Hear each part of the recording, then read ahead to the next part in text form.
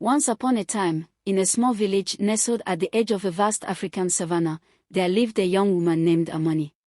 She was known throughout her village for her kindness and her talent for healing.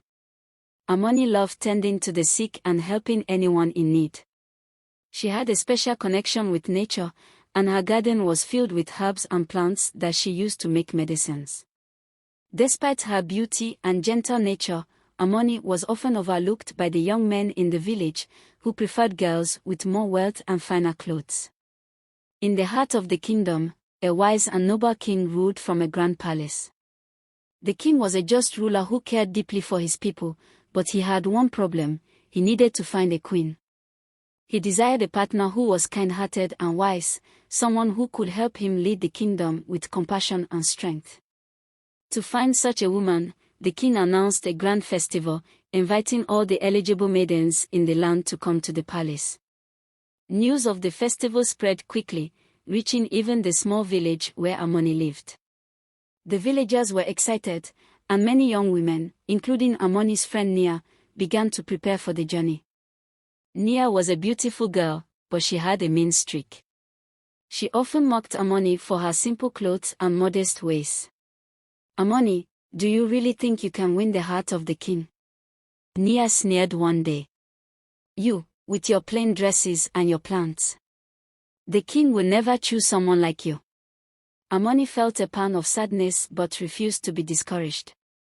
She visited the wise elder of the village, an elderly woman known for her wisdom and guidance. The elder had always seen the goodness in Amani and encouraged her to follow her heart. "My child," the wise elder said, "the king is looking for a queen who possesses inner beauty and strength. Go to the festival and be yourself. Your true worth will shine through." With the elder's blessing, Amani decided to go to the festival. She packed a simple bag and set off on the journey to the capital, her heart filled with hope and determination.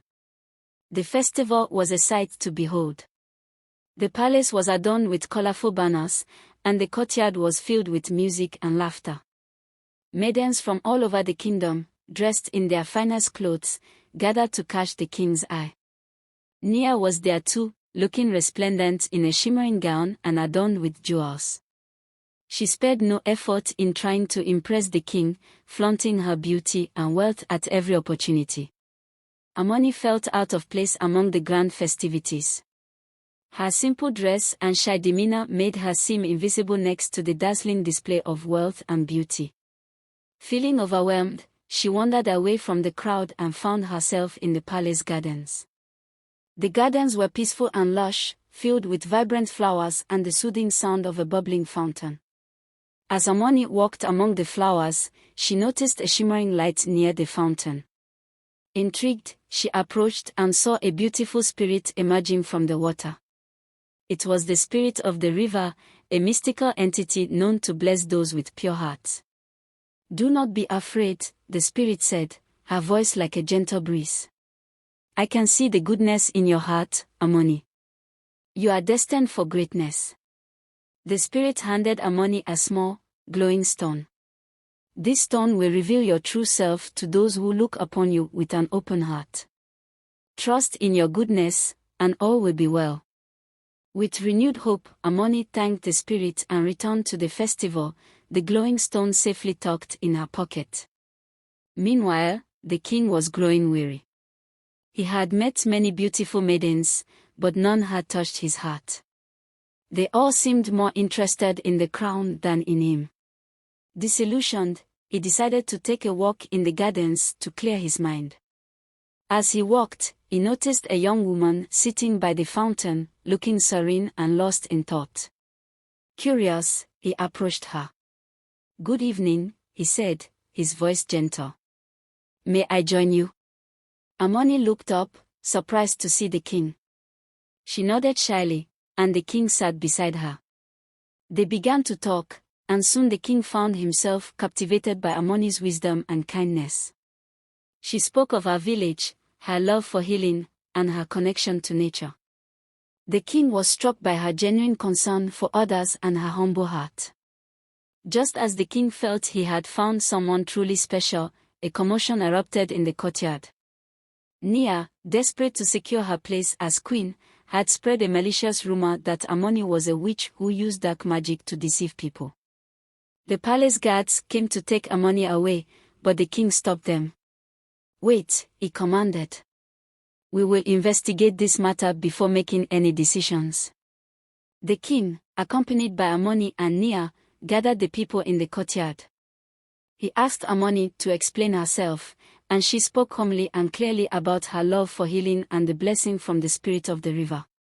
The king then called for the wise elder, who had also come to the festival. The elder vouched for Amani's character, describing her as the most selfless and kind-hearted person she had ever known. The king, sensing the truth in the elder's words, decided to test Amani's purity of heart. He took the glowing stone from Amani and held it high. "This stone," he announced, "is said to reveal the true nature of a person. If Amani's heart is pure, it will shine brightly." The king placed the stone in Amani's hand, and immediately, it glowed with a brilliant light, illuminating the courtyard. The people gasped in awe, and the king smiled, his heart filled with joy. "Nia," the king said sternly, "you have tried to deceive us and harm an innocent person. You will be punished for your actions." Nia, realizing the gravity of her mistake, fell to her knees, begging for forgiveness. Amani, ever compassionate, spoke up.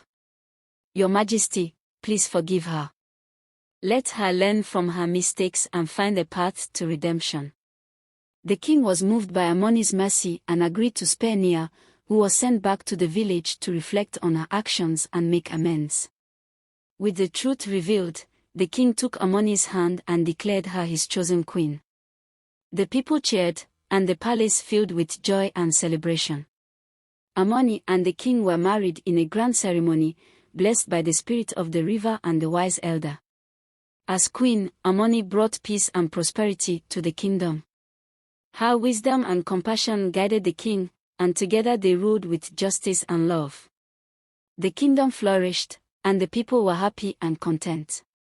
Nia, humbled by her experience, dedicated herself to helping others and eventually became a respected healer in the village, following in Amani's footsteps. Amani and the king lived a long and happy life, their love a beacon of hope and goodness. And so, the tale of the rejected maiden who became a queen was told for generations, a reminder that true worth is found in the heart and that kindness and integrity are the greatest treasures of all.